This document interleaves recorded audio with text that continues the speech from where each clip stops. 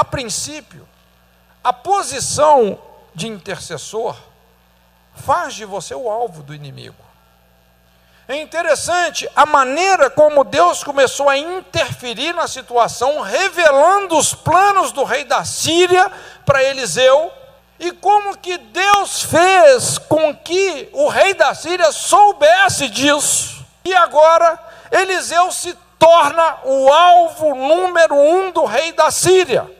A posição de intercessor faz de você o alvo do inimigo. Só que o intercessor, gente, por mais débil, por mais vulnerável que ele pareça ser, ele nunca é a caça. Na verdade, ele é o caçador. 2 Reis, capítulo 6, a partir do versículo 8. Gostaria de ler essa história com você, bem rapidamente. E o rei da Síria fazia guerra a Israel, e consultou com os seus servos, dizendo: em tal e em tal lugar estará o meu acampamento. Mas o homem de Deus enviou ao rei de Israel, dizendo: guarda-te de passares por tal lugar, porque os sírios desceram ali. Por isso o rei de Israel enviou aquele lugar de que o homem de Deus lhe dissera, e de que o tinha avisado, e se guardou ali não uma nem duas vezes.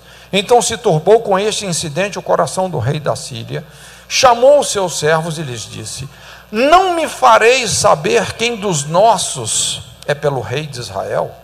E disse um dos servos: não, ó rei meu senhor, mas o profeta Eliseu que está em Israel, ele faz saber ao rei de Israel as palavras que tu falas no seu quarto de dormir.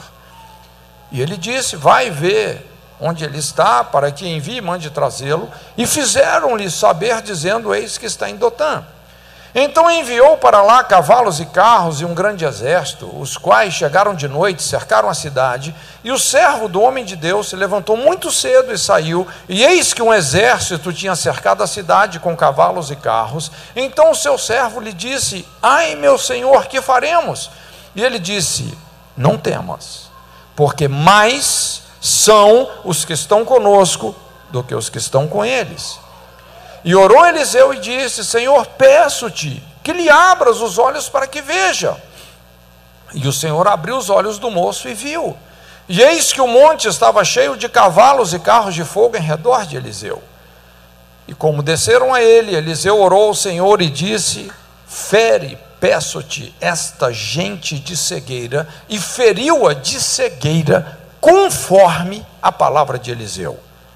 Então Eliseu lhes disse: não é este o caminho, nem é esta a cidade, segui-me, e guiar-vos-ei ao homem que buscais. E os guiou a Samaria. E sucedeu que, chegando eles a Samaria, disse Eliseu: ó Senhor, abra estes os olhos para que vejam. E o Senhor lhes abriu os olhos para que vissem, e eis que estavam no meio de Samaria. E quando o rei de Israel os viu, disse a Eliseu: feri-los-ei, meu pai. Mas ele disse: não os ferirás. Feririas tu os que tomasses prisioneiros com a tua espada e com o teu arco. Põe-lhes diante pão e água, para que comam e bebam e se vão para o seu senhor. E apresentou-lhes um grande banquete. E comeram e beberam, e os despediu e foram para seu senhor. E não entraram mais tropas de sírios na terra de Israel. Veja bem, deixa eu só repassar essa história para você. Uma situação de guerra, uma guerra que vinha durando décadas. O rei da Síria nutria um ódio de morte pelo rei de Israel, e esse texto deixa claro que o exército da Síria tinha uma vantagem bélica sobre o exército de Israel. E o exército da Síria então começou a planejar, o rei da Síria começou a planejar algumas emboscadas. Então, de repente, ele montava toda uma armadilha para surpreender num ato terrorista e de guerra com o intuito de destruir o exército de Israel. Só que todas as armadilhas que ele fazia, de repente, aquilo não dava em nada. E essa situação foi se tornando assim tão crônica, onde todos os planos vinham sendo frustrados, que o rei da Síria, ele chegou numa conclusão. Ele pensou assim: olha, não tem jeito, só pode haver um espião. Existe alguém que está aqui delatando os nossos planos. Existe um espião. E o rei da Síria então fez uma reunião, uma daquelas reuniões assim de rolar a cabeça. Vamos descobrir quem é o espião. Aí um dos seus servos falou: não, rei, olha só, já descobrimos o que é. Não tem espião aqui não. É o profeta, tem um profeta lá em Israel. E esse cara, ele sabe até o que você fala no seu quarto de dormir. E o rei da Síria então ficou revoltado com aquilo, falou: descobre onde é que esse cara está. E foram lá, descobriram: olha, está lá em Dotã, mora lá em Dotã. Então, de noite, estrategicamente, ele manda o seu exército. Veja bem que agora ele desvia o seu foco do rei de Israel, não é, do exército de Israel, para o profeta. Cercam a cidade inteira.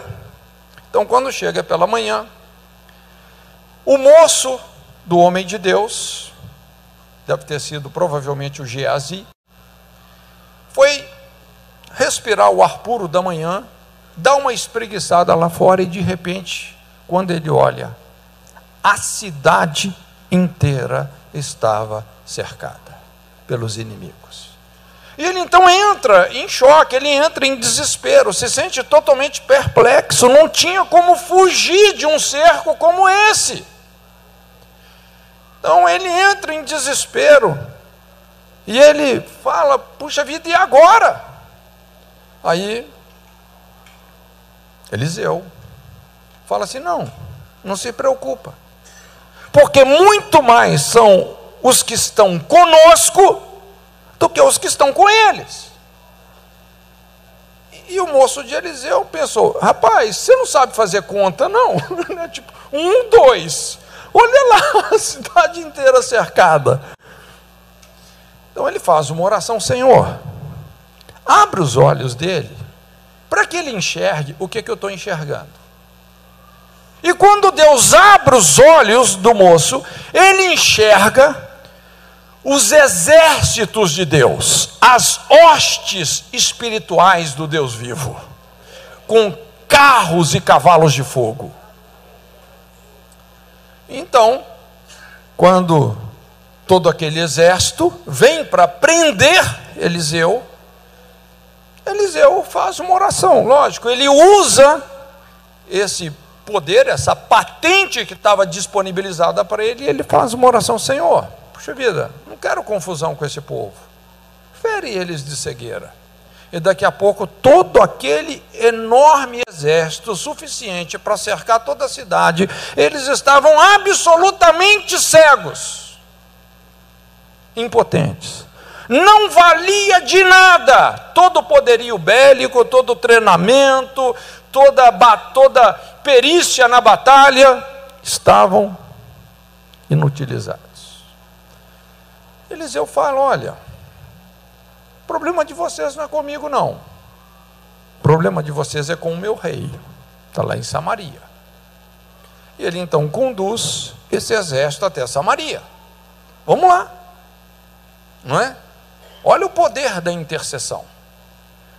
Quando eles chegam em Samaria, o rei de Israel, quando olha para todo o exército da Síria subjugado, na verdade ele esfrega as mãos, o que dá a entender, ele pensa ali num banho de sangue: vamos nos livrar definitivamente dos nossos inimigos, matá-los-ei, meu pai. Não.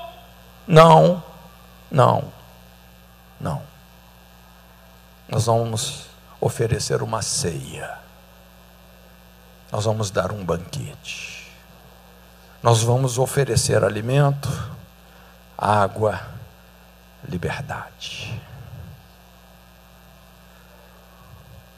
E fez um grande banquete. Os despediu. E a Bíblia fala que por causa disso, não entraram mais tropas de Ciro na terra de Israel. Acabou a guerra. Uma guerra que vinha durando décadas, acabou. Por causa de um intercessor. Como se diz, intercessão, muitas vezes é o exército de um só homem. Por causa de um intercessor. De um homem que podia perdoar. Ele acabou com uma guerra. Então gostaria de caminhar com você sobre essas águas aí. Vamos entender isso melhor, não é? Os efeitos da intercessão num quadro de conflito. Porque, veja bem, gente, nós vivemos num mundo de muitas guerras. Seja numa perspectiva microsocial, como macrosocial, é impressionante. A gente vive num mundo de muitas guerras. Quem trabalha com aconselhamento sabe disso. De repente você está intermediando conflitos conjugais, conflitos entre pais e filhos. Não é? Jesus disse, os inimigos do homem seriam os seus próprios familiares. Mas também a gente vê hoje aí conflitos macrosociais. Um mundo, infelizmente, com tantas guerras, guerras tribais, guerras culturais. Não é? Nós vivemos num mundo assim de muitas guerras, de muitos conflitos. E eu acredito que Deus realmente precisa de encontrar homens, mulheres, como Eliseu. Então, para a gente poder discernir realmente os efeitos da intercessão numa batalha espiritual, primeira coisa, eu quero compartilhar alguns pontos aqui com você. Primeira coisa, o primeiro efeito da intercessão num quadro de conflito. Eu não sei que tipo de conflito de repente você está enfrentando, não é? Às vezes seja conflito familiar, conjugal, eclesiástico, cultural, não é? Não sei que tipo de conflito é, mas isso funciona. O primeiro efeito da intercessão num quadro de conflito, numa batalha espiritual, é que nós vamos ganhar percepção espiritual. Quando você tem um coração perdoador, você começa a ganhar percepção espiritual. Você vai literalmente conhecer os planos do inimigo. Olha o que a Bíblia fala aí no verso 12. Mas o profeta Eliseu, que está em Israel, faz saber ao rei de Israel as palavras que tu falas na tua câmara de dormir. Um espírito reconciliador destranca o acesso para conhecermos os mais secretos intentos do inimigo, desmascara as táticas, as estratégias do inimigo. Você vai ter uma percepção correta do inimigo. Você vai ter inteligência, estratégia, a tática certa.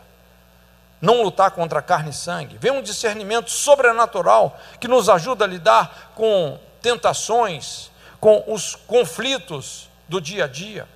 Então a primeira percepção que um espírito perdoador, reconciliador nos concede é acerca dos desígnios, dos ardis de Satanás, seus intentos obscuros, as suas armadilhas. Você entende o intento das suas provocações, você discerne as tentações. Quando o inimigo pensa que vai te surpreender, na verdade, ele é que acaba sendo surpreendido. Então, um coração reconciliador traz a revelação de Deus, que te coloca na vanguarda do discernimento, sempre um passo à frente do inimigo. Vai te dar uma vantagem que nos faz triunfar nesses quadros. Enquanto a amargura nos cega para as ciladas de Satanás, a atitude de humildade e reconciliação torna óbvio, torna irrelevante toda astúcia do mal. É interessante, Paulo, lá em 2 Coríntios 2, versículos 10 e 11, ele traz exatamente esse discernimento. Não é? Ele fala: e a quem perdoardes alguma coisa, também eu. E ele explica: para que não sejamos vencidos por Satanás, porque não ignoramos os seus ardis. Então Paulo, ele mostra realmente a dificuldade que muitas vezes envolve uma situação de perdão, mas ele deixa claro que o que vai determinar se vencemos ou fomos vencidos por Satanás é um espírito reconciliador, perdoador. Então você só pode conhecer os planos do inimigo se você tiver um coração perdoador. Falta de perdão, amargura, acaba impondo um jugo de ignorância em relação aos planos e aos ataques do diabo. É impressionante como muita gente cai, como a Bíblia fala, em armadilhas, laços, concupiscências nocivas, porque endurece o coração em relação a perdoar. Falta de perdão não só adoece, mas também emburrece emocionalmente a pessoa. A pessoa aceita a provocação. Eu acho que muitos de nós já ouvimos isso, né? O conceito da ofensa, a essência do conceito da ofensa é uma armadilha. Toda ofensa é uma isca, é uma armadilha. E quando você age no espírito da ofensa, na verdade, você está colocando o seu pé no território do inimigo. Você perdeu a batalha. Mas quando você tem um espírito perdoador, reconciliador, Deus vai te colocar na vanguarda do discernimento, um passo à frente do inimigo. Quando o inimigo pensa que vai te surpreender, você que está surpreendendo ele. Segunda coisa, quando você tem um espírito intercessor, Deus vai colocar na sua boca uma palavra de conselho. Veio uma inspiração, veio o conselho de Deus, e você vai poder salvar e livrar pessoas do perigo. Olha só no verso 10: pelo que o rei de Israel enviou aquele lugar de que o homem de Deus lhe falara e de que o tinha avisado, e se guardou ali nem uma nem duas vezes. Não foram poucas as vezes que, por causa do conselho de Eliseu, todo aquele exército foi poupado.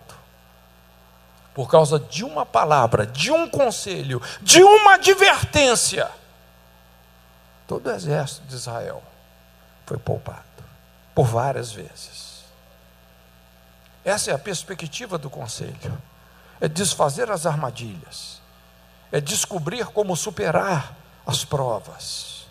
E Deus vai nos dar entendimento para nortear as pessoas nesse sentido. Você livra pessoas do caminho do destruidor. Um coração perdoador vai prover unção, graça, para você saber orientar as pessoas, dizer a elas por onde elas devem, por onde elas não devem andar. Isso parece ser óbvio, mas a Bíblia fala que há caminhos que parecem certos aos olhos dos homens, mas o fim deles são caminhos de morte. O conselho e a sabedoria de Deus vem de um caráter exercitado no perdão, no quebrantamento, na tolerância, na intercessão, uma revelação prática da orientação divina para pessoas e relacionamentos em conflito. Então você vai começar a frustrar os planos do inimigo na vida de muita gente. Aqui nós entendemos o poder de um conselho, de uma orientação profética carregada de compaixão e revelação. Às vezes, por causa de uma palavra, você evita a divisão de uma igreja, a destruição de um casamento, uma atitude inconsequente. Há um tempo atrás, eu me lembro, numa única semana eu intermediei 4 ou 5 situações de divórcio. As pessoas, algumas já estavam até decididas a divorciar, mas de repente, por causa de uma palavra que você dá, você muda o destino de uma família. Por isso que a pior coisa que você pode fazer quando você está em conflito é você procurar gente amargurada. Não procura gente amargurada, não. Procura gente que perdoa, gente resolvida. E essa, às vezes, é uma tendência, não é? Normalmente, assim, uma pessoa amargurada tem a tendência de procurar uma outra pessoa também amargurada para se sentir apoiada na sua rebelião. Mas isso só dá ruim, gente. Olha, se você realmente quer se nortear de maneira sábia, procura gente perdoadora. Terceira coisa, quando você tem um espírito de intercessão, Deus vai te dar autoridade. Ele vai te autorizar. Você vai poder se colocar na brecha, nessa posição de intercessor, de pacificador. Você vai discernir esse lugar sobrenatural que Deus chama de brecha, esse lugar que Ele quer te achar. É muito importante. Eu intencionalmente, eu me exercito nisso, discernir quais são as brechas da minha geração. Onde é que Deus quer me achar? Então, Ele vai te dar autoridade para isso.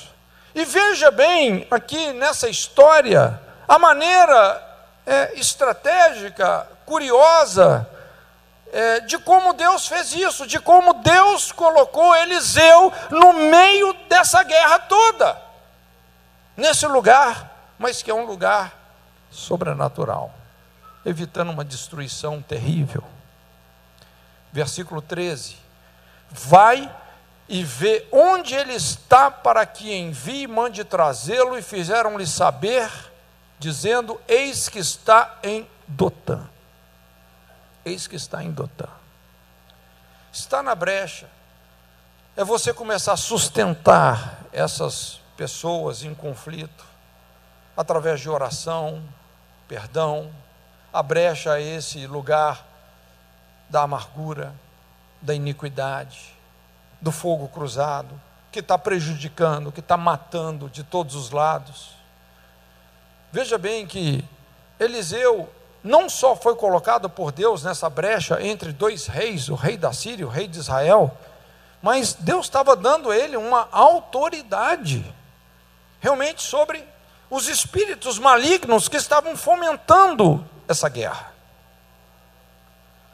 Devido a esse espírito perdoador que ele tinha, Deus pôde então levantá-lo para intermediar nada mais, nada menos que um conflito de proporções internacionais.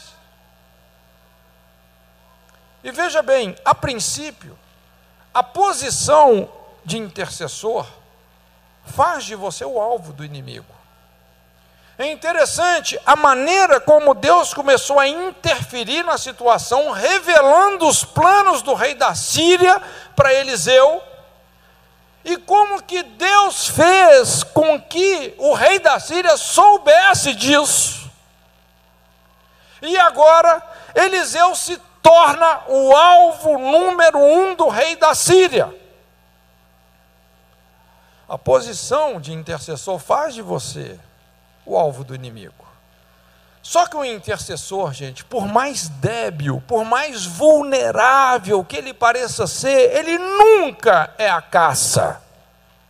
Na verdade, ele é o caçador. Da mesma forma, quando a gente pensa naquilo que Jesus fez por nós na cruz, gente, Jesus não foi uma vítima, como muitos supõem. Lá em João, no capítulo 10, ele fala: este mandamento eu recebi do meu Pai, que eu vou dar a minha vida e vou tornar a tomá-la, como quem zomba da morte. Jesus não foi uma vítima. Na verdade, ele se fez o sacrifício perfeito. Ele se rendeu, ele se entregou à morte. Quem foi vítima aí foi Satanás. Satanás é que foi vítima do extraordinário plano de Deus através da cruz de Cristo. Quando Satanás estava lá no quinto dos infernos, comemorando a morte do Messias, no terceiro dia de festa, ele sente um pé pisando na garganta dele. Era o Filho de Deus descendo as partes mais inferiores da terra, arrancou das mãos de Satanás as chaves da morte e do inferno. Nem mais a chave de casa, a chave do inferno o diabo tem.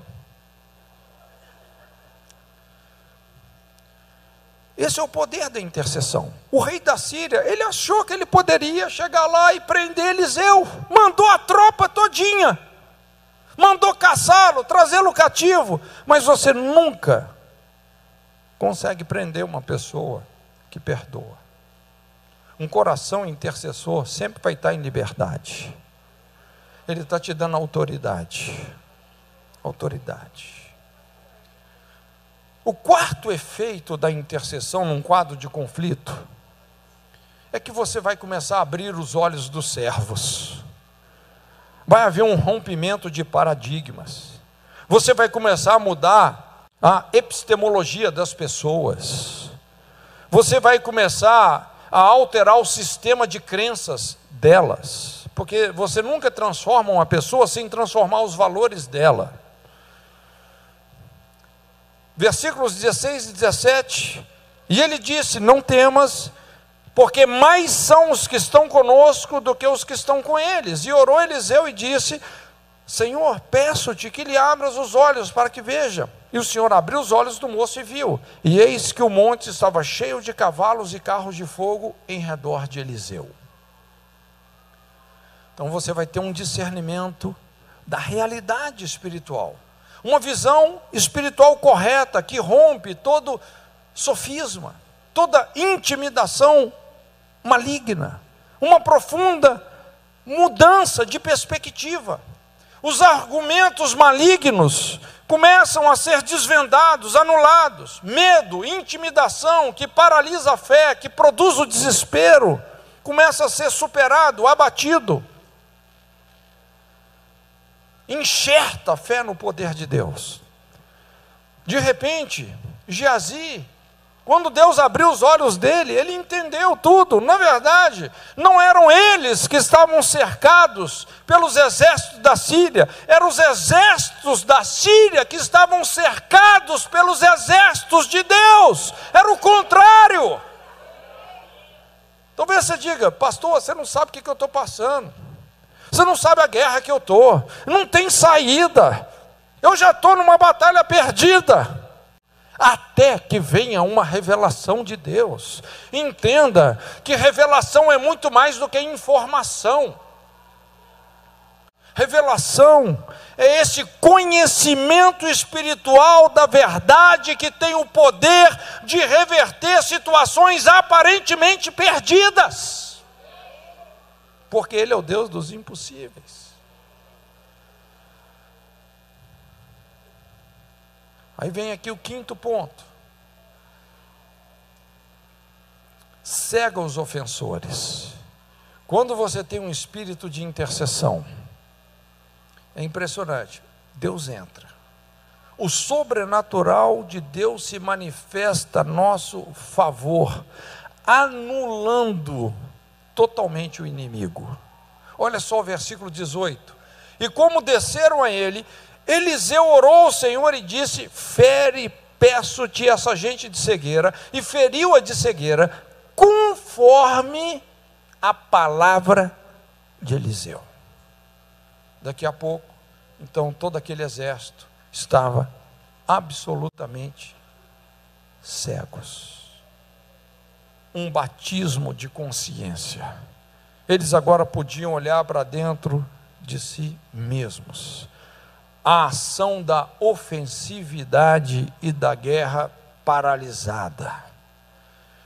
Veja bem como que todo aquele espírito de violência estava agora abatido. Isso me faz lembrar um pouco sobre a história de Saulo, porque foi um dos perseguidores mais terríveis da igreja. Na verdade, Saulo era um cara assim, um daquele judeu bem xiita mesmo, não é, que perseguia tenazmente a igreja. A única explicação bíblica, gente, para a conversão de Saulo foi a intercessão de Estevão. Não tem outra explicação bíblica.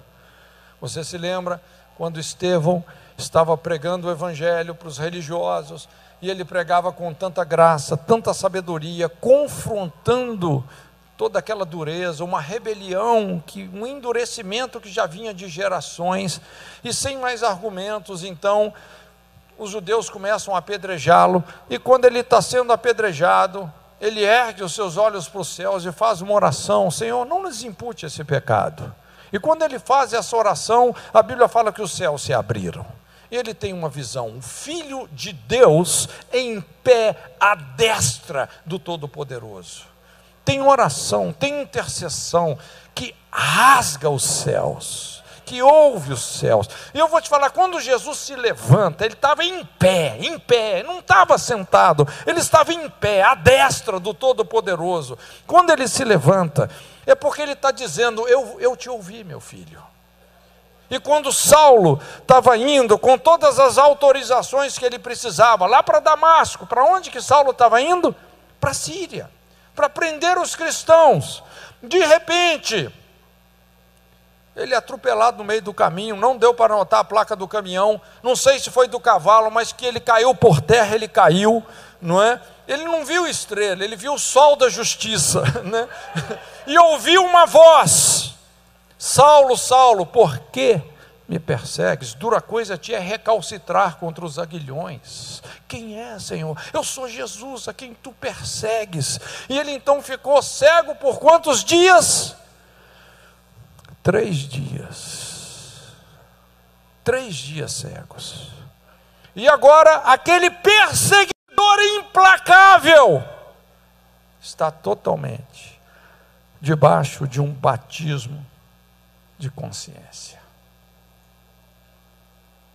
Cega os inimigos. É impressionante quando você tem um espírito de intercessão, um espírito quebrantado, perdoador. É impressionante quando você vai experimentar o sobrenatural de Deus cegando, emburrecendo o inimigo, abatendo toda a força do mal. Aí fala assim, próximo ponto: então Eliseu disse: não é este o caminho, nem é esta cidade, segui-me, guiar-vos-ei ao homem que buscais, e os guiou a Samaria. E sucedeu que, chegando eles a Samaria, disse Eliseu: ó Senhor, abra estes os olhos para que vejam. O Senhor lhes abriu os olhos para que vissem, e eis que estavam no meio de Samaria. É um negócio muito curioso, porque aqui a gente vê negócio de abre o olho, fecha o olho, abre o olho, já viu? Não é? Como, assim, que a revelação de Deus começa a determinar tudo, a partir do momento que você se coloca na brecha que Ele quer te achar. Mas aqui o que a gente observa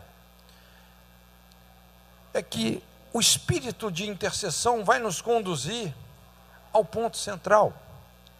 A gente vê aqui exatamente um mapeamento da ferida, um mapeamento do ponto onde nós temos que chegar para realmente mudar esses conflitos. Então, sem fazer rodeios, Eliseu chega e fala: olha, seu problema não é comigo, o seu problema é lá com o rei da Síria, nós vamos até lá, não é? É muito importante nós entendermos, gente, que pessoas têm raízes, têm uma gênesis, os conflitos também têm uma gênesis, tudo tem um início, tudo tem um começo, e nós precisamos de lidar com isso, onde tudo começou. Então, Eliseu, muito sabiamente, ele fala: olha, nós vamos até Samaria. E Samaria, trazendo aqui para a nossa realidade, é o lugar do trauma. Sabe aquele lugar que você não quer ir? Sabe aquele lugar que você jurou que você nunca mais coloca os seus pés? Sabe aquela pessoa que se arriscou da população mundial? Não é? Sabe, aquele trauma. É a sua Samaria, é a minha Samaria.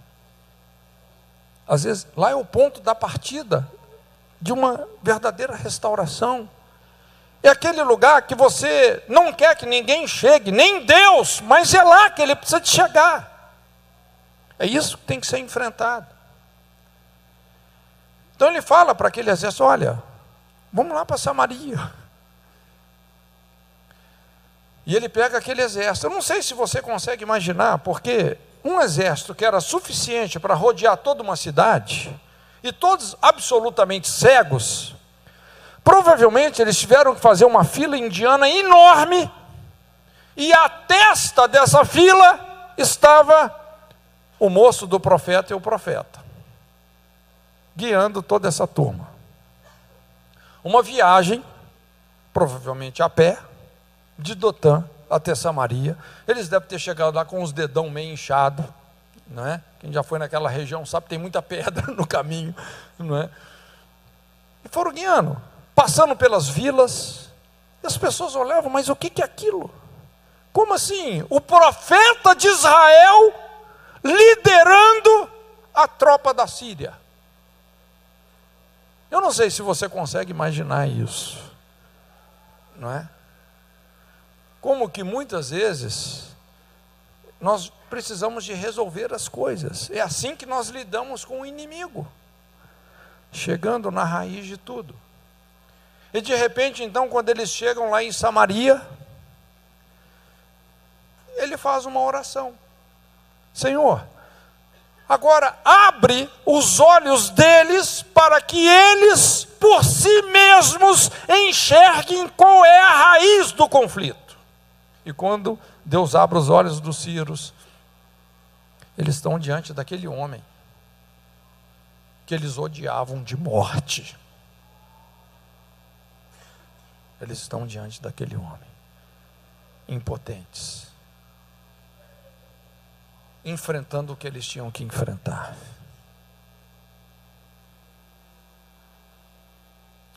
Um mapeamento da ferida. Os olhos deles abertos para todo aquele conflito. O que eles precisavam de fato de enfrentar. Aí o próximo ponto, a Bíblia fala assim: e quando o rei de Israel os viu, disse a Eliseu: feri-los-ei, meu pai. Mas ele disse: não os ferirás.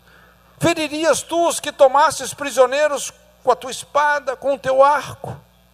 Põe-lhes diante pão e água, para que comam e bebam e se vão para o seu senhor. Então veja bem, como eu disse, o rei de Israel, a primeira coisa que ele pensou foi em aniquilar aquele exército, temporariamente pelo menos, acabar com o problema, partir para a violência, partir para a ignorância, feri-los-ei. Mas Eliseu falou: não. Veja bem, que esse intercessor,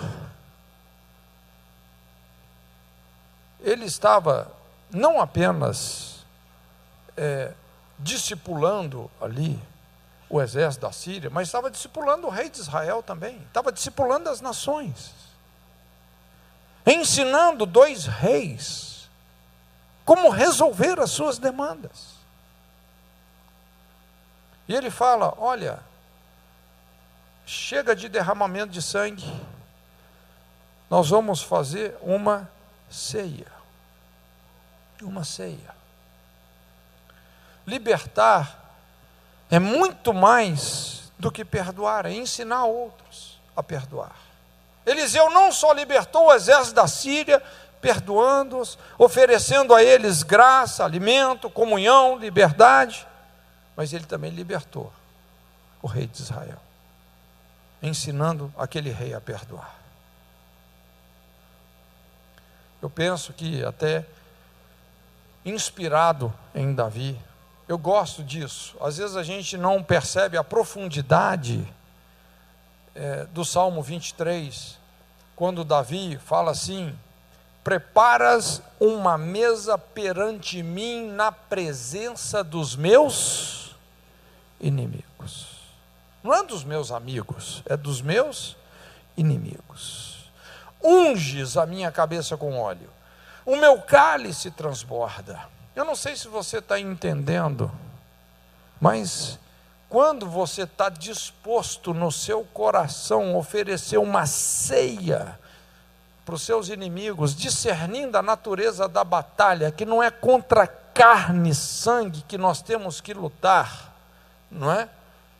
Quando a gente tem uma atitude assim, é impressionante como isso traz o bálsamo de Deus, como isso promove o avivamento, o transbordar do cálice. E a partir disso você pode ter a certeza, como ele diz aqui: bondade e misericórdia me seguirão. Não é você que vai ficar pedindo a misericórdia que vai correr atrás de você e vai te alcançar, vai te assistir. Isso te coloca num lugar de permanência. Fala assim: habitarei. Não, é o que a Bíblia fala, não é para você falar, mas pode falar, não tem problema. A Bíblia fala: habitarei, não é? Na casa do Senhor por longos dias. Quantos entendem a diferença entre visitação e habitação? A gente fala: o Senhor me visitou, senti uns arrepios. Eu não estou falando da visitação de Deus, eu estou falando da habitação com Ele. Habitação, habitarei. É um lugar de permanência. Quando você tem um espírito de intercessão, você vai libertar oprimidos e opressores. Você vai libertar.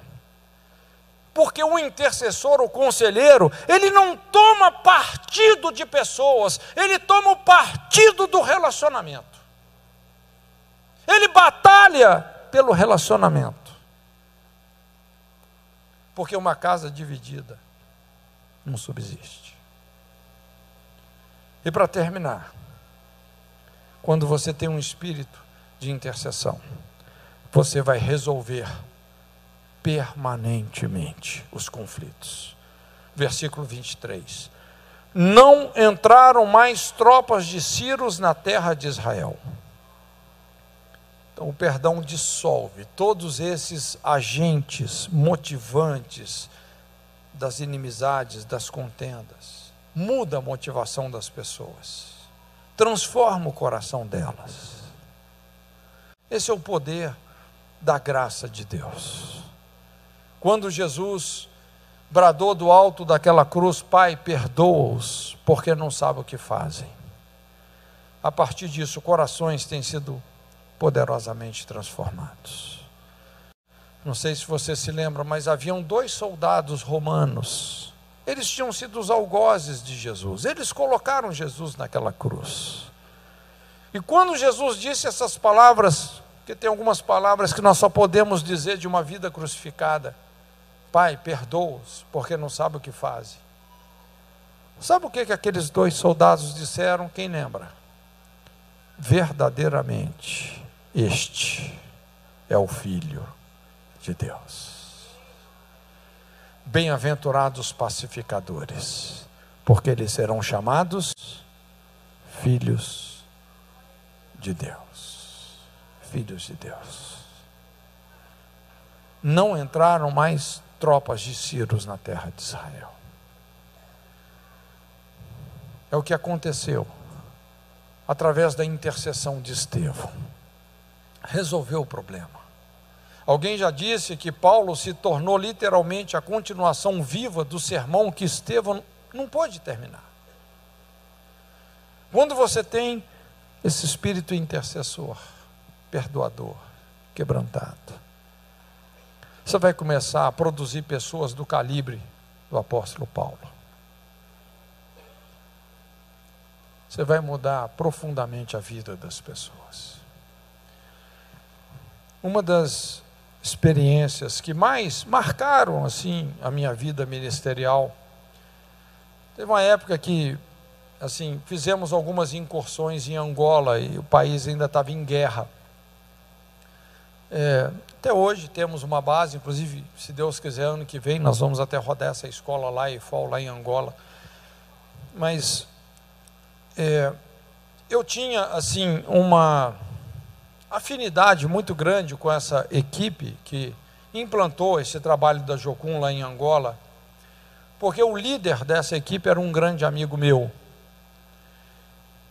De certa forma, eu cooperei um pouco para o processo, né? A gente tinha um grupo, né? Como se fosse uma célula na universidade onde eles estudavam.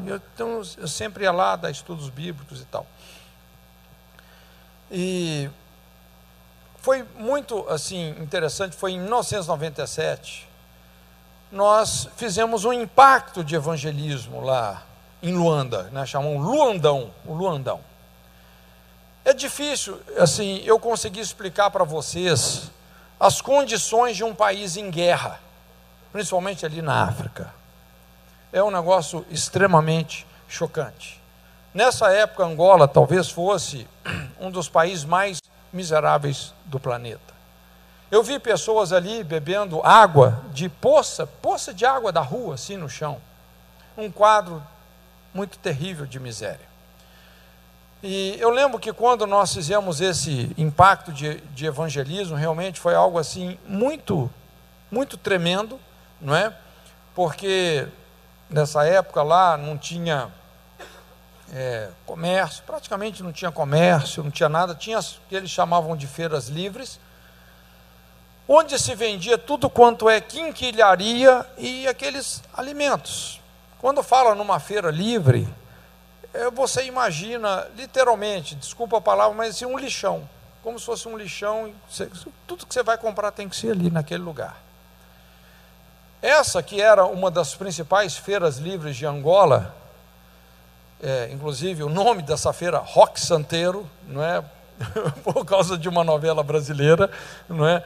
O angolano é muito apaixonado com o Brasil, não é? Acho que eles veem o Brasil que eles conhecem, esse Brasil das novelas, acho que eles pensam que o Brasil é aquilo, mas eles gostam muito do brasileiro. Só de você ser um brasileiro lá, você já é uma estratégia de evangelismo, não é? É impressionante. Você começa a falar de Jesus para já tem uma turma querendo te ouvir. Mas foi um tempo muito tremendo, não é? Eu gostaria de ter tempo para compartilhar tudo o que aconteceu. Foi muito poderoso. E nesses lugares que a gente ia evangelizar, então era aquele amontoado de gente. Às vezes a gente pregava, fazia um apelo, rapaz, era 3, 4 mil pessoas levantando as mãos, aceitando Jesus, né? Então era um negócio difícil, não tinha nem como direito trabalhar com conservação de frutos. Às vezes chamava um pastor que tinha uma igreja mais ou menos perto. Quando eu falo igreja, gente, é uns pedaços de pau com telha em cima, né? E fala, gente, vocês querendo, pode ir na igreja desse pastor. E às vezes eu pensava, acho que esse pessoal não está entendendo a mensagem. Então eu falo, gente, olha só, eu estou perguntando se você quer arrepender dos seus pecados, se você quer ser um seguidor de Jesus, e reforçava, quantos querem Jesus? Milhares, né? É um negócio impressionante. Esse evangelismo culminou numa marcha que nós fizemos para Jesus, marcha para Jesus. Veja bem, país em guerra, não tem empregos formais, não tem comércio, não tem nada. Começamos talvez com umas 3 mil pessoas. Quando nós chegamos numa praça onde ia ser o final, devia ter em torno, sei lá, é difícil a gente chutar, mas eu penso pelo menos umas 10 mil pessoas ali.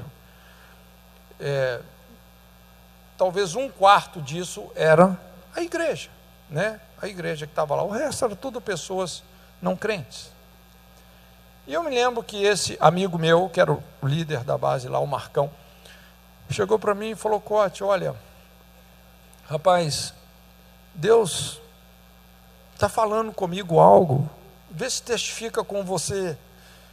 E ele falou assim, porque a gente, nos impactos, normalmente a gente tem um tempo assim de intercessão criativa, ensino, e o que a gente chama de evangelismo agressivo. A gente sai para as ruas, nos pontos de maior movimentação, ou acúmulo de gente, não é, com uma pregação ousada, não é? Evangelismo é isso. Eu resumo evangelismo numa palavra só: ousadia. E nesses momentos de intercessão, Deus começou a dar muitas cargas assim pelo Brasil, não é? Porque nós sabemos que muita coisa no Brasil foi construída com o sangue, o suor e a liberdade de pessoas que foram trazidas de Benim, de Angola, a preço de escravidão. E veja bem, a história da escravidão no Brasil, gente, não é um simples capítulo da nossa história. Foram mais de 300 anos. Então isso estava pesando nas nossas intercessões. Então o Marcão falou, olha, eu acho que a gente deveria representar o Brasil, porque a gente tinha uma turma mais ou menos de uns 30 brasileiros. Nós deveríamos, representando o Brasil, pedir perdão por aquilo que os nossos pais fizeram com os pais deles durante a escravidão. E ele falou, Cote, eu acho que você devia fazer isso. E quando ele falou que eu devia fazer, sabe quando Deus te dá aquele discernimento claro, que eu não era a pessoa? Eu falei assim, Marcão, eu concordo, testifica profundamente, mas eu penso que a pessoa que tem que fazer isso é você. Porque, veja bem, gente, a primeira vez que eu tinha estado em Angola, antes desse impacto, rapaz, o que essa equipe estava passando ali por amor a Jesus, o que eles estavam enfrentando, sabe um lugar que todo mundo está fugindo da guerra e eles estão indo para os lugares de conflito, fazendo o que eles chamam de cozinha. O que era cozinha? Imagina um caldeirão com uma sopa de farinha de milho e água para alimentar multidões. Todo mundo indo embora e eles indo para as regiões de conflito, enfrentando. Tinha lá alguns obreiros que os caras já tinham pegado 20, 30 malárias. Lá na base, à noite, você dormia ao som de tiros. Rapaz, quando eu vi o preço que essa equipe estava pagando ali, sabe quando você começa a pensar assim, rapaz, eu acho que eu não sou crente ainda não. Rapaz, eu falei, acho que eu preciso converter. Eu fui muito confrontado. Eu falei, Marcão, cara, você é o cara que está dando a sua vida nesse lugar. A autoridade para fazer isso está sobre você. E eu lembro, ele chegou na época, tinha um pastor que era o líder da OEA, Associação dos Evangélicos de Angola, pastor Otávio. Então ele chegou para o pastor Otávio, que estava, ele assim, liderava a pastorada, ele falou também com o pastor Otávio, porque é muito amigo dele, e o pastor Otávio então chegou lá para aquela multidão toda e falou, olha, gente, você sabe, tem aqui o pessoal da Jocum, eles estão aqui em vários brasileiros, e eles, como brasileiros, gostariam de pedir perdão por aquilo que os pais deles fizeram com os nossos pais, por conta da escravidão que aconteceu lá no Brasil e tal, não é? E eu me lembro que quando o Marcão então pegou o microfone, ele se ajoelhou, e ele começou a pedir perdão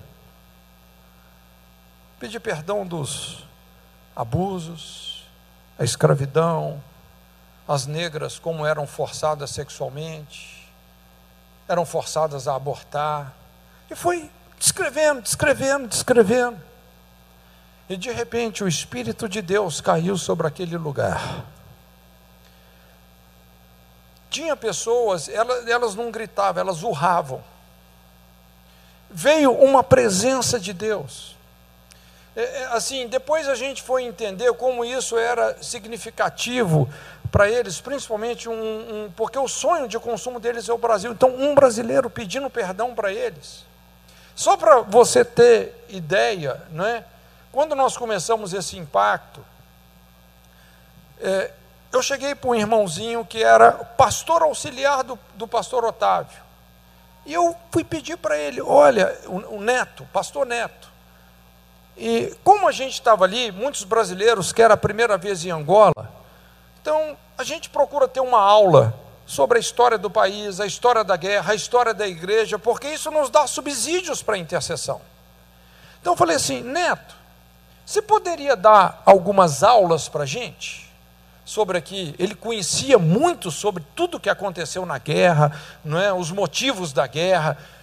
E eu lembro que quando eu pedi que ele pudesse dar aula para os brasileiros, ele começou a chorar. E ele chorava de um jeito assim, que eu nunca tinha visto, porque a lágrima pulava do olho. E eu falei assim, meu Deus, será que eu falei alguma coisa errada?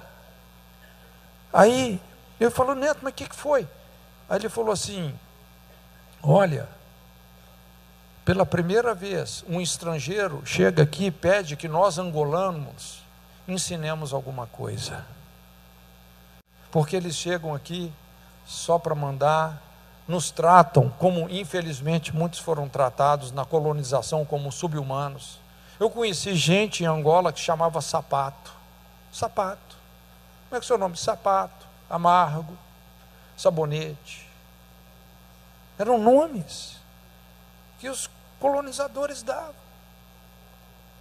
Eu não sei se você... É difícil descrever isso aí, não é?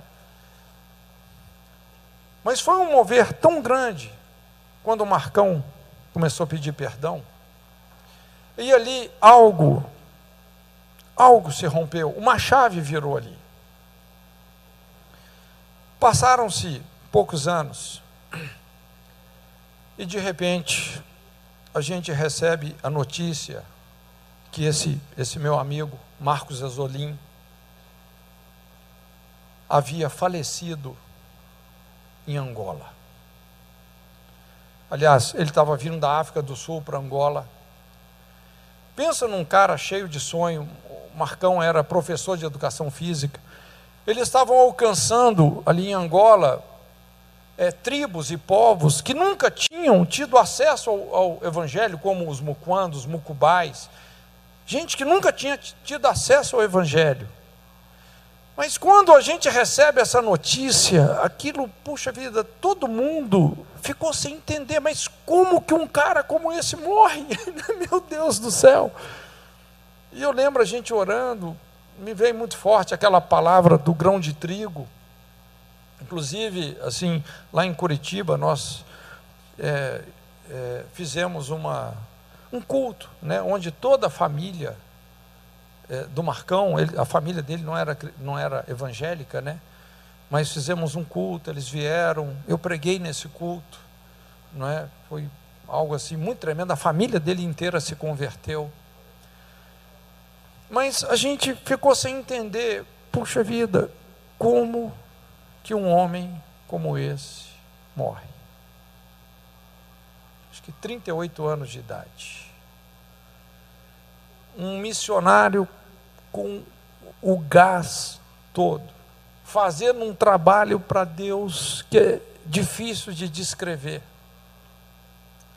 Bom, resumindo a história, curiosamente, um ano depois, no mesmo dia que o Marcão havia falecido, um ano depois, morre em Angola um homem chamado Jonas Savimbi, o homem forte da guerra.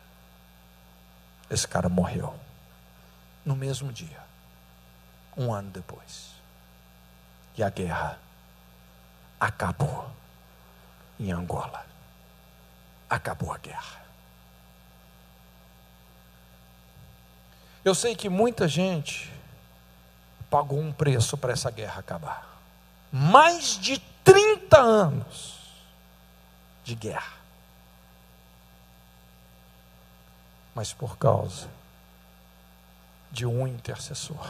Ali eu entendi. O sangue dos apóstolos anônimos como semente da transformação de uma nação. A última vez que eu tive em Angola, é uma situação muito difícil, mas o país já estava sendo mudado. Tinha mais chineses do que angolanos, chineses reconstruindo a nação. A guerra acabou por causa de um homem,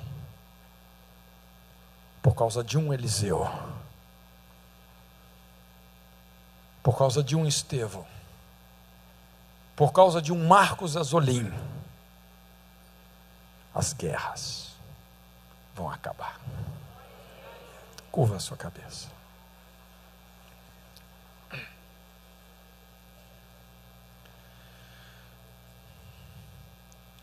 Deixa o Espírito Santo falar com você.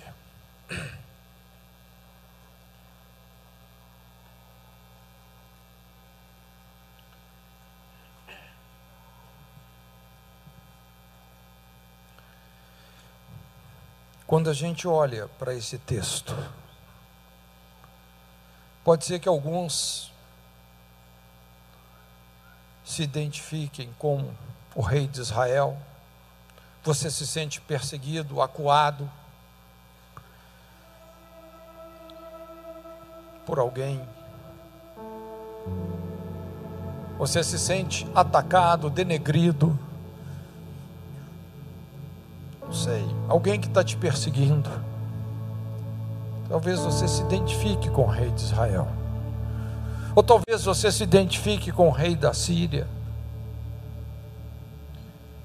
Tem alguém que você desenvolveu muito ódio, muita ira.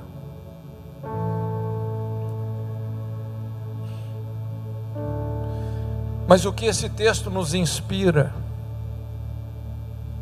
é uma profunda identificação com a palavra profética personificada em Eliseu. Existe um lugar no meio das guerras desse mundo que Deus quer nos achar. Os intercessores.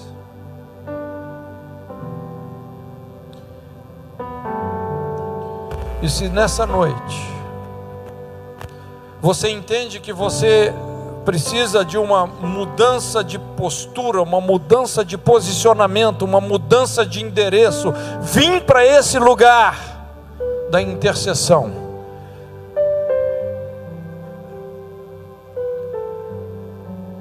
Se você entende que Deus está te mostrando especificamente a brecha, o lugar sobrenatural, onde você vai evitar a destruição, busquei alguém que estivesse na brecha para que não destruísse.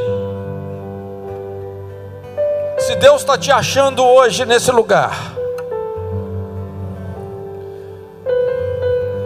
se você é daqueles que se recusa a tomar o caminho da amargura, do embrutecimento emocional e espiritual, e você quer vir para um lugar de intercessão, Deus está te mostrando uma brecha. Você entende qual é a sua virtude ministerial, e você quer sinergizar isso com essa brecha. Eu gostaria que você tivesse a liberdade. Sai do seu lugar, vem aqui na frente. Eu quero orar com você, porque eu creio que tem uma atmosfera sobre a sua vida.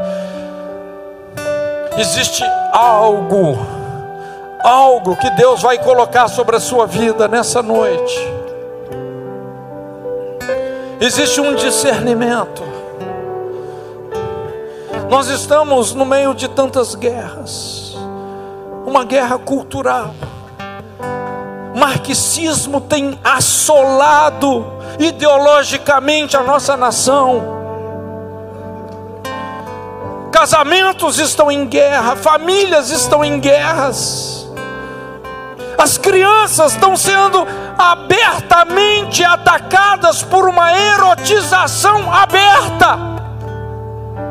Não tem mais ocultismo, é explicitismo. Procurei alguém que estivesse na brecha.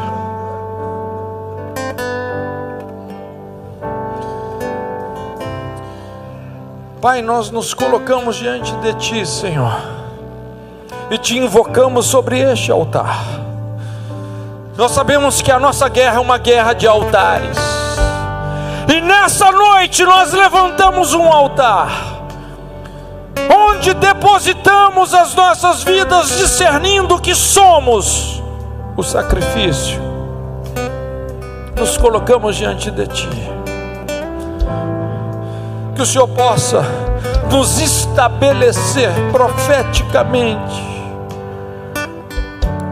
nessas brechas que o Senhor tem para cada um de nós, que as ocupemos. Vem sobre as nossas vidas. Vem sobre as nossas vidas. Dá-nos um discernimento pleno do inimigo. Desmascara o inimigo diante dos nossos olhos. Coloca-nos nessa vanguarda do discernimento. No nome de Jesus, coloca a palavra de conselho para aqueles que estão em conflito. Estabelece-nos na linha de fogo. Abre os olhos dos servos, aquelas pessoas que estão debaixo da nossa liderança, sob o nosso discipulado, que tenham a sua mente e o seu coração circuncidados pela revelação de Deus. Cega, fere de cegueira os inimigos. Dá-nos o discernimento para chegar cirurgicamente nas causas dos conflitos, libertando as pessoas, resolvendo permanentemente. Unge os teus filhos, Senhor. Multiplica o conselho, a revelação de Deus, o espírito da profecia, os intercessores. Reverte esses quadros que humanamente são irreversíveis, que o Senhor possa reverter, em nome de Jesus, em nome de Jesus, em nome de Jesus. Glória a Deus. Senhor te abençoe.